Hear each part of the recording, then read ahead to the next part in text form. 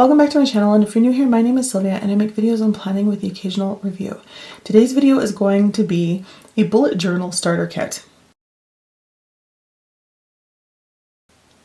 At the beginning of 2021, I made the decision that I was going to reach out to friends, family, and loved ones more.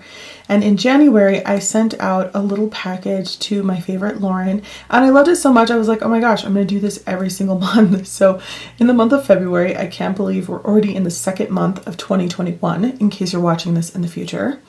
I decided I was going to send out a package to Adrian. So I do know that Adrian is kind of interested in bullet journaling, and I thought since he's still relatively new, it would be fun to film what I'm going to send to him.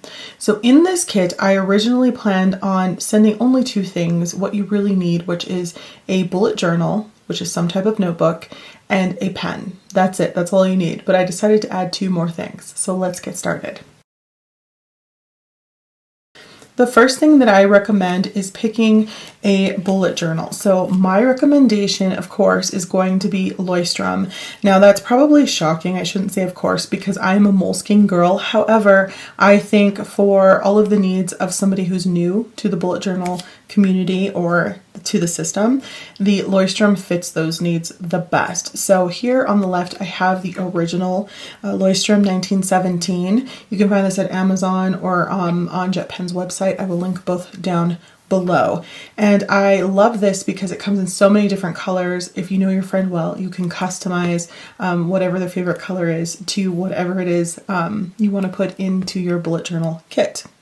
If you're doing this for yourself, then I'm sure you already know what color you like. So I highly recommend this one because it's the easiest to find. However, if you're willing to go the distance and look for something a little bit more special, I recommend the Ryder collab, who is the creator of the bullet journal, with the Leuchtturm 1917, which this one is. And because the glare is so bad because of my ring light, I'm sorry, I have to use it because it's winter and it's a dungeon in here in Colorado in my office. So there you go. I will use this one that's already been pre-used by myself. So the bullet journal on the front and on the back, 1917. So I am going to be sending the bullet journal Ryder collab with Leuchtturm to Adrian instead of the original, just because, for the reasons I'm going to show you.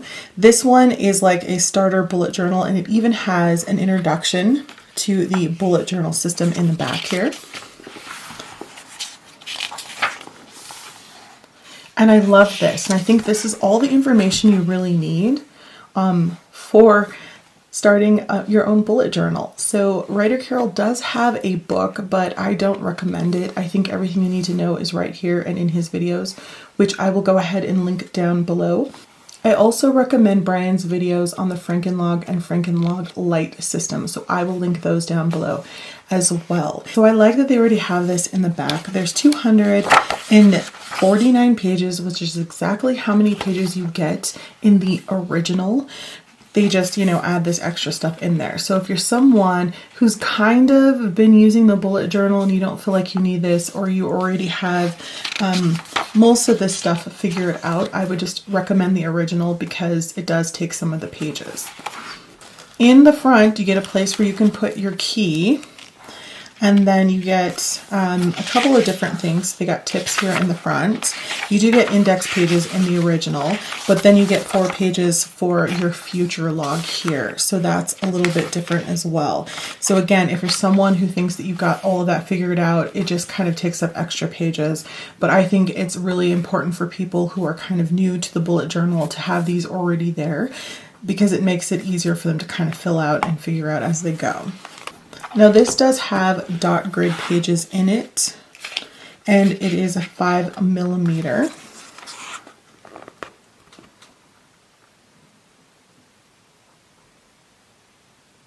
And it's a really nice light gray, so it's not intrusive at all.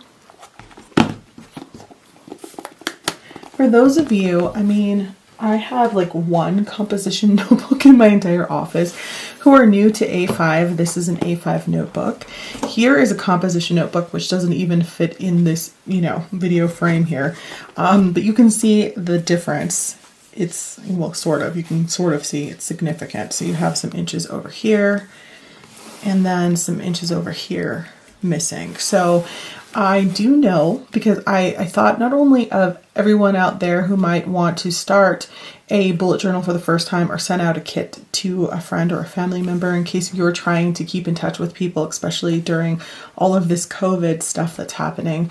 I really wanted to think about what they would actually need. And I do know that Adrian does like to use composition notebooks to write in because he is a writer. So I just wanted to let him know, and all of you out there, that definitely this is significantly smaller than composition notebook size.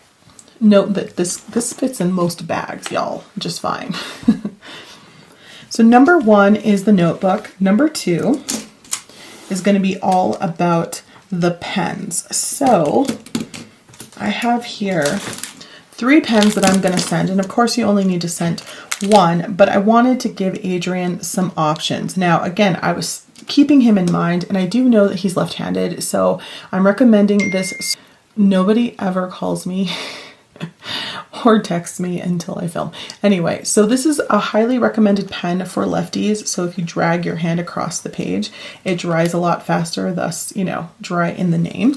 And then of course the Uni Ball Signo. This is in a 0.38 because I know that Adrian uses G2 pens in a 0.38, so I know he likes a finer tipped pen. This is one of my favorites. It's a favorite in the bullet journaling community, and it goes down to a 0.28 if you need even a finer tipped pen than this. So I highly recommend it when you're using Tomoe River paper, especially when you are using that smaller, like what is it, 0.37, I think, millimeter grid. And then this one I threw in not just for kicks, but also I think it's interesting because I know that Adrian really likes to color code and he uses a bunch of different pens. I don't know how he carries those pens. I don't know if he just does it at home and he doesn't really take all that stuff with him, but I decided to throw in a multi-barreled pen. I have mine over here already opened. This is the Hobonichi pen. So Hobonichi is a planning website where you can buy planners, and I'm a 3-time Hobonichi champion this year, and every time you buy a planner you get a free pen with it. So I'm not a fan of these pens. I have tried to purchase, they're actually a Jetstream, Uni Jetstream. It just says Uni on this one. Oh my gosh, nobody ever bothers me. Nobody wants me until I film. Anyway, this one, what was I saying? This one is branded Hobonichi, and it says Uni there, but it is Uni Jetstream, not Uni Ball. So I wanted to clarify that. It doesn't even say what the millimeter is. I think it's a 0.5 or has been in the past. I have bought these from Jetpens. They're just different bodies. If you don't like this one, because sometimes they have crazy colors, they give a different color every year. So they have a standard black, blue, as well as red. And I thought on days that Adrian is tired of carrying all those pens or, you know, collecting all those pens on his desk, he could just go with this one. I think he uses more colors than this, but you know, it's always fun to try. I don't particularly like this pen because it doesn't, I don't know. I've heard some complaints, and the main complaint is that it makes your handwriting kind of sloppy. I don't know how to explain that. It just does. I don't know, and that's why I don't care for it. I believe I've heard that it's a hybrid, so it's between a roller ball and a gel, and that's why they sell it with the Tomoe River paper, because, you know, pen ink, gel ink, it just sits on there. It doesn't seep into the page and then it smears everywhere. So this is a good pen for that. And those are the 3 choices of pen. These are mine. I better not give him the used ones. Let's see. Okay, that one's new. This one's new. New, okay. So those are my 3 pen choices. I also like the Papermate Inkjoy in a 0.5. I can go up to a 0.5 on this paper because it seeps in nicely and it's not too bold. And let me show you. I did do some swatches in the back. Okay, so because I wasn't sure if that was a Uni Jetstream in a 0.5, I put it next to a 0.5 and it looks like a 0.5 to me. What about y'all? You can see the 0.38 there. And then the Sarasa Dry in a 0.4 millimeter is a very nice opaque bold pen. So it will work nicely on here as well. And I will link Jetpens down below so that Adrian can find it easily in case he likes any of these pens. He can always buy himself refills. All right, on to number 3. So number 3 for me is a ruler. So once you start watching bullet journal videos, you will see all kinds of spreads out there. People divide their pages in half, in quarters, and thirds. It gets out of control. So I thought I would include a ruler, and I actually included a ruler that I love. So let me grab mine. Oh, I think I put it in the back here so that I could show you that it folds up nicely and fits in this back pocket. So this is a magnet ruler, and it is, will it focus? Probably not. Yeah, there we go, 25 centimeters. And it opens up. This is on Jetpens website as well, and be aware that it comes in a couple different colors as well as a couple of different sizes. I hear my niece and nephew, they must have just got off the bus. We're gonna ignore them and keep going. It almost comes across the whole page. It does this way, which is very nice.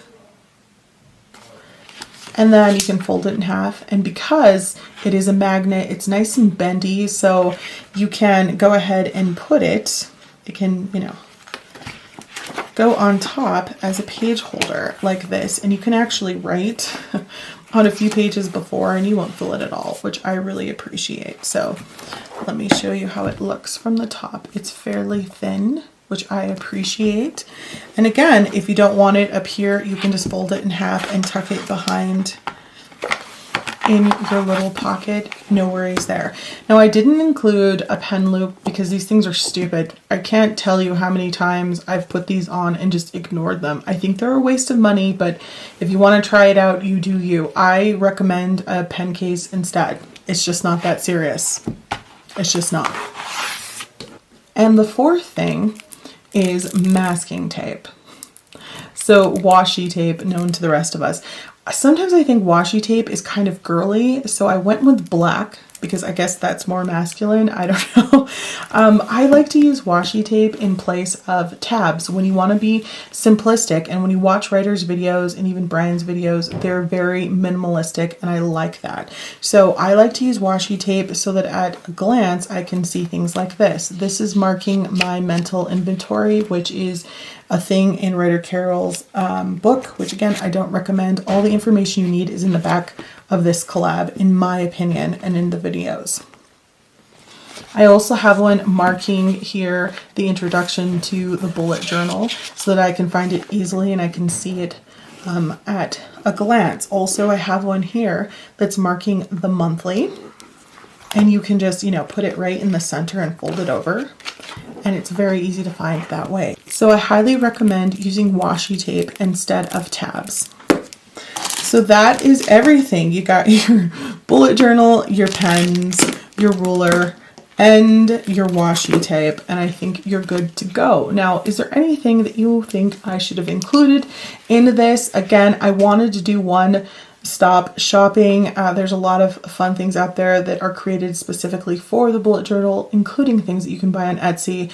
I just wanted to put together something that would be easy, inexpensive, things that I really think you're going to need if you're going to do a bullet journal. Again, at one point I was all about, we don't use rulers on this channel. Do you remember that?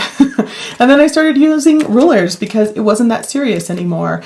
But if you're just starting out, I think that this is a pretty nice, decent kit. Pretty minimalistic. What do you guys think? All right, so don't forget to like, comment, and subscribe. I hope that this was helpful. Thanks for watching, and I'll talk to you soon. Bye.